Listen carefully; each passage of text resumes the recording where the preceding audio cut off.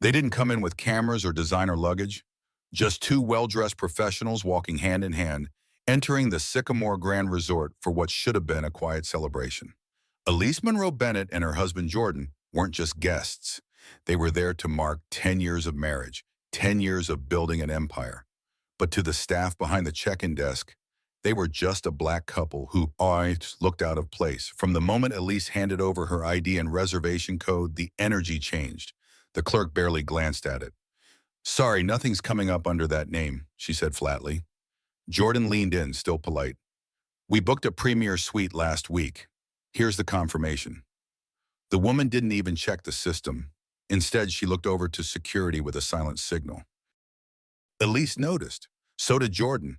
Another staffer behind the counter whispered, "Could be another planted brooch thing," while the concierge nearby muttered, "Might be a stolen ID."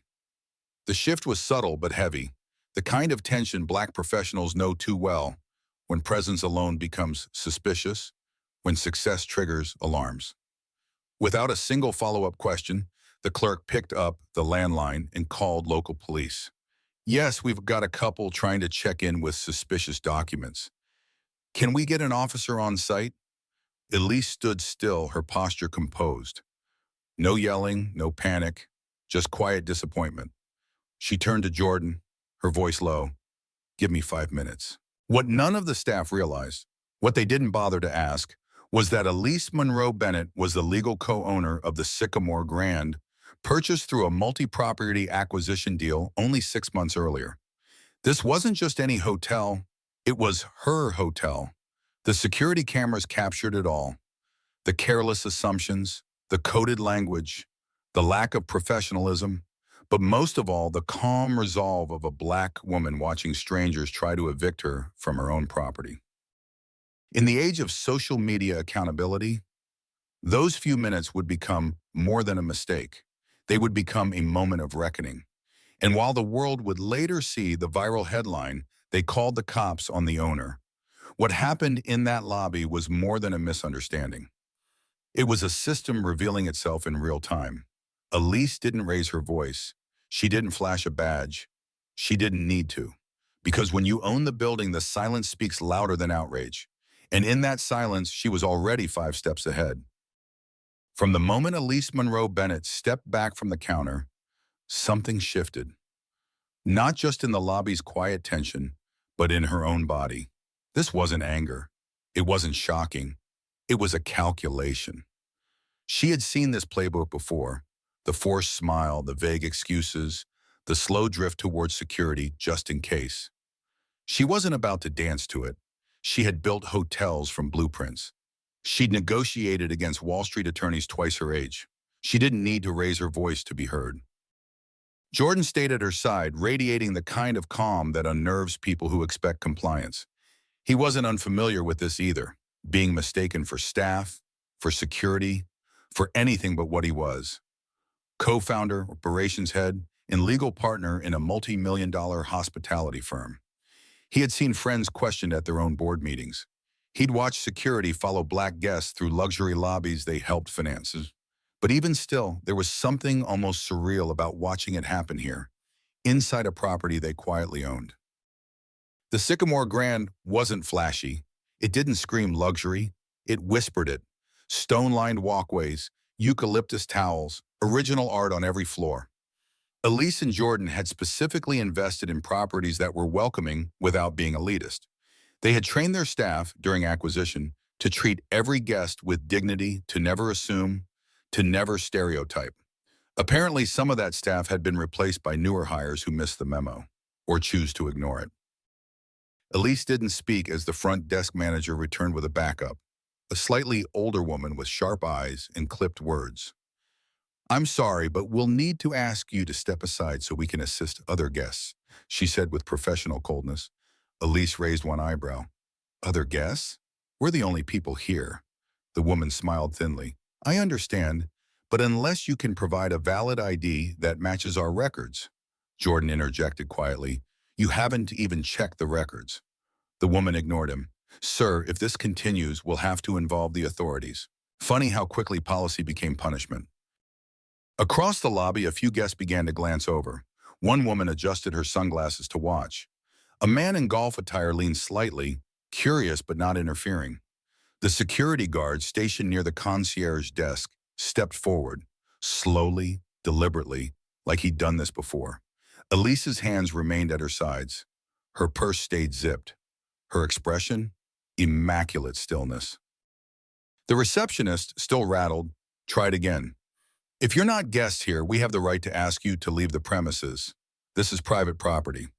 Elise's smile was almost imperceptible. You're absolutely right. So let's talk about that property.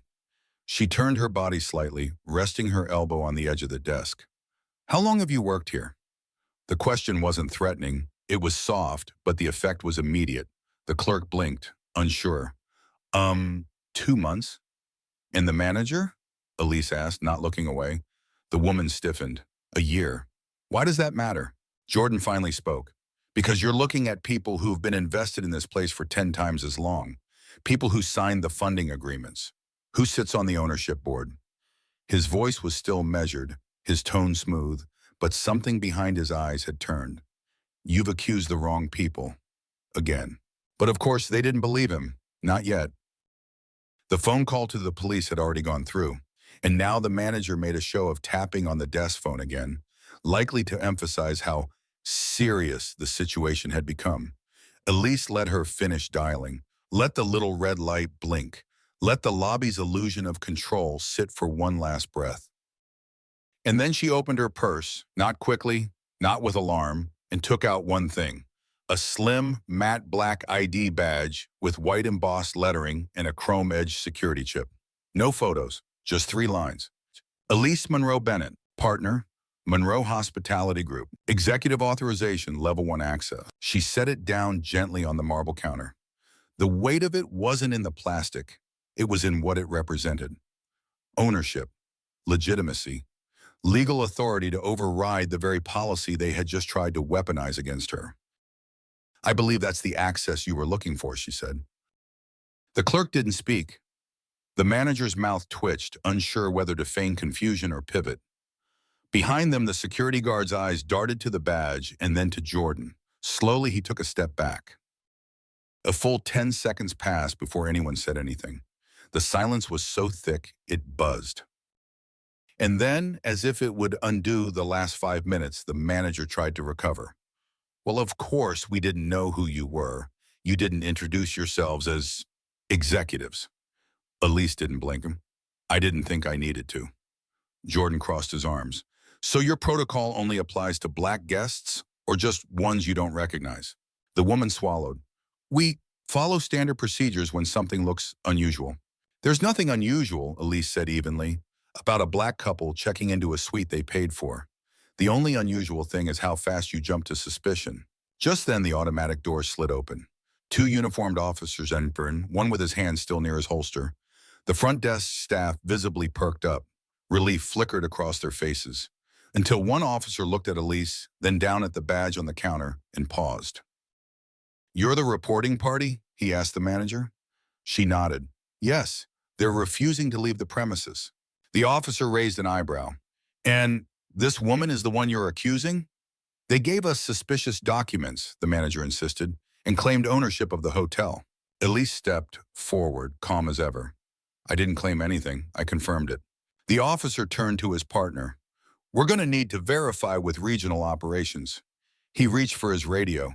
The staff's excitement began to drain, because now it was out of their hands. Because now the system they counted on to protect their bias was answering to a higher one. The radio on the deputy's chest crackled, but neither officer moved. Officer Harris, the taller of the two, adjusted his stance. He wasn't just looking at Elise anymore. He was studying her. Reading the badge, the name, the poise. Something didn't add up. Not in the way they were told. Not in the way bias tried to write this story. Behind the counter, the hotel manager's face was stuck in a fragile smile, the kind that frays under scrutiny. We were just doing our job, she said. They weren't cooperating. Elise didn't respond. She didn't need to. Her presence said everything, polished, measured, unshaken. Jordan's eyes remained on Officer Harris, who finally broke the tension. Ma'am, can I confirm, are you with Monroe Hospitality Group? Yes, Elise answered, and I hold executive oversight over this property, as well as 3 others within a 30-mile radius. The names on the lease, the deed, and the liability insurance. You're welcome to run it. There was no arrogance in her tone, just facts. But to the staff who had built a narrative around her being the problem, the weight of truth hit like concrete. The second officer, Torres, walked a slow circle around the lobby, speaking quietly into his radio. Control, confirm registered ownership of the Sycamore Grand Resort. Name, Elise Monroe Bennett. Repeat, Elise Monroe Bennett. The clerk suddenly found her voice again. But we didn't know she was the owner. How could we? They didn't say anything. We just thought it was a security risk. Harris didn't turn. You thought it was a security risk because... No answer. Just silence and guilt soaking into polished tile. Torres came back, his voice now firmer. Confirmed, she's one of the principal owners. They own the resort and another location in Phoenix. She's got clearance higher than regional. He looked at Elise. We apologize for the disruption, ma'am. Elise nodded slightly. You weren't the ones who escalated this, but I hope your body cams are rolling. They are, Harris replied. Jordan leaned slightly forward, his voice steady. Good. Then it's all documented. The fabricated concern, the refusal to even search a name in the system, the racially coded language about planted jewelry and suspicious documents. All of it. The manager took a sharp breath.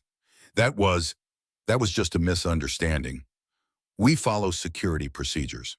Elise looked at her directly for the first time. Then your security procedures are designed to humiliate the people who pay your salary. In that moment, the weight of everything shifted. A regional director, alerted by Elise's assistant, arrived just 15 minutes later, red-faced and breathless. His name was Clark, and he already knew he was walking into a mess. He greeted Elise with a nervous handshake, nodded respectfully to Jordan, then turned toward the manager with a stiffness that made the room colder. I've reviewed the lobby feed, Clark said. You didn't check the name, you didn't validate the reservation, and you escalated to law enforcement on a couple that owns the building. The manager tried to object. We followed protocol. No, Clark cut her off. You followed your prejudice. Clark then turned to the front desk clerk. You're dismissed for the day. We'll contact you with further instructions. Then without ceremony, he looked at the manager. You need to come with me. HR will handle your file. The hotel lobby stood still. Other guests now fully watched, no longer pretending to sip coffee or read travel brochures. A man with a tablet recorded from behind a ficus tree. Someone whispered, TikTok's gonna love this. The air buzzed, not with chaos, but consequence. Clark turned to Elise. We're initiating a full audit of all front desk protocols and bias training. This won't be buried. Elise looked him in the eye. It better not, because if your team could treat the legal owner this way, imagine what they've done to everyday guests with no title to flash. Jordan added, we built this place on purpose, so people of color could feel welcomed in luxury, not interrogated by it. Clark only nodded. We hear you. Then came the moment no one saw coming. Elise reached into her purse again, not for her ID this time, but for her phone. She tapped once. A live stream started. Good morning, she said calmly, looking into the camera. My name is Elise Monroe Bennett. I'm the co-owner of the Sycamore Grand, and this morning I was mistaken for a fraud by my own staff and nearly removed from my own hotel because of what I look like. The stream exploded in real time. Viewers jumped in. She's the owner? Racial profiling at its finest. Tagging at NOACP right now. Can we please stop doing this to successful Black people? Elise didn't raise her voice. She didn't cry. She didn't threaten. She simply told the truth, calmly, publicly, and backed by irrefutable footage. By that afternoon, the story had reached the front page of 3 news sites. By nightfall, it had been dissected by legal TikTok, business YouTube, and every diversity consultant from Atlanta to San Diego. Hashtag surged. She owns it. Monroe Bennett. The hotel called cops on her. But in that moment, back in the lobby, surrounded by silence and eyes and the wreckage of assumptions, Elise didn't celebrate. She didn't smirk.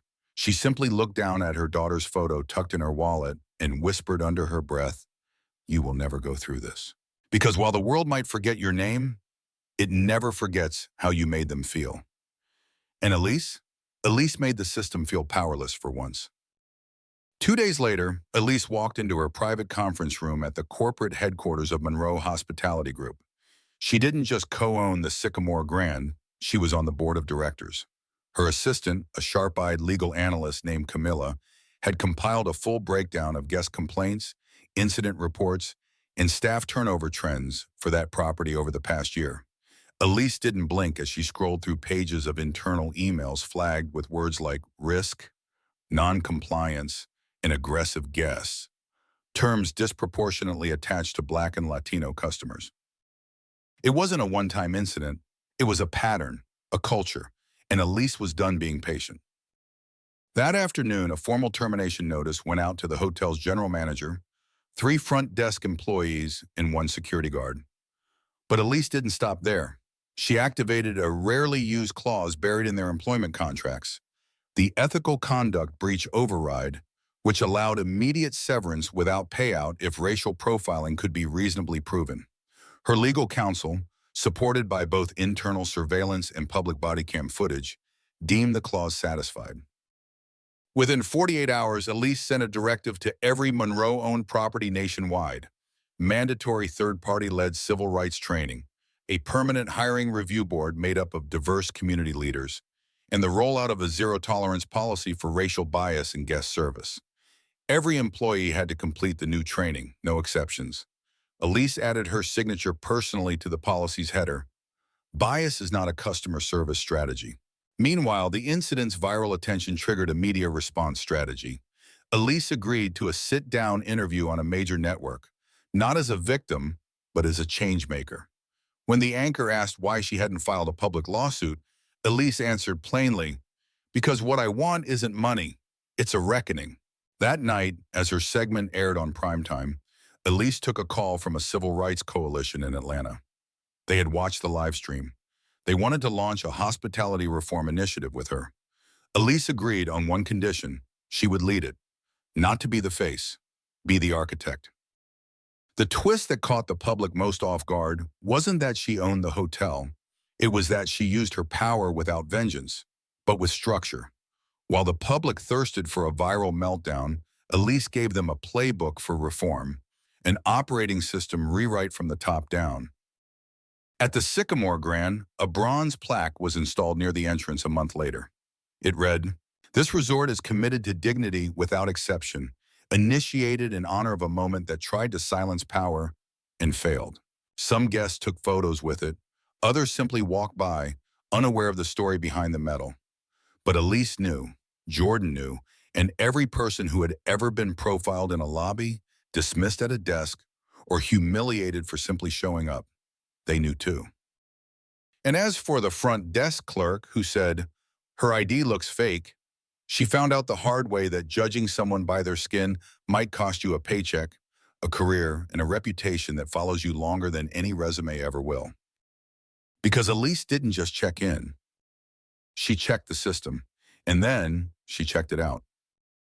There's something about being Black in America that teaches you to prepare, to smile through suspicion, to carry your credentials like armor, to stay calm when your dignity's already been bruised before you even speak. Elise Monroe Bennett knew that. She had built her career preparing for moments like this. But nothing quite prepares you for being treated like a criminal in the very building you helped design. No suit, no resume, no shareholder title can fully protect you when the assumptions come faster than the facts. But this story didn't end with broken pride, it ended with broken patterns. Elise didn't scream, she didn't sue, she didn't post a selfie crying in the parking lot. She looked a broken system in the face and upgraded it. She didn't just correct a moment, she corrected a culture. There's a quiet kind of power in that, the kind that doesn't make headlines but makes history. In boardrooms across the country, executives replayed the video, not because it was dramatic, but because it was decisive, not angry, but accountable. Elise reminded them that diversity, equity, inclusion isn't just a buzzword for PR, it's a liability when ignored. She reminded us all that professional dignity means nothing if it's only granted selectively. And perhaps most importantly, she reminded every Black woman who's ever been talked down to in a lobby, You don't have to prove your worth to those who already decided you weren't worthy. You just have to own the building. The Sycamore Grand is still there. Its bricks haven't changed, but the story that echoes in those halls has. Staff know her face, guests know her name, and every time someone checks in, they walk past that bronze plaque, some of them pausing, some of them reading aloud the line Elise wrote herself, dignity without exception. Now let me ask you something, not as a narrator, but as someone who sees this happen more than it should. Have you ever been treated like you didn't belong in a space you earned? Have you ever had to stay calm while being questioned for existing too confidently? Have you ever had to prove that your silence wasn't guilt, but restraint? If so, this story's for you. And if not, maybe it's time to ask why stories like Elise's still have to be told. Because respect should not require explanation. Safety should not depend on perception. And ownership, true ownership, isn't just about property. It's about reclaiming the narrative, setting new terms, and refusing to let anyone else define your presence.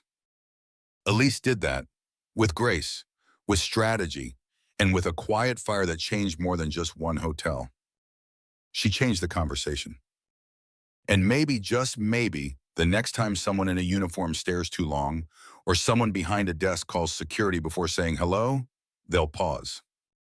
They'll remember her name. And they'll realize some women don't need to raise their voice to raise the standard.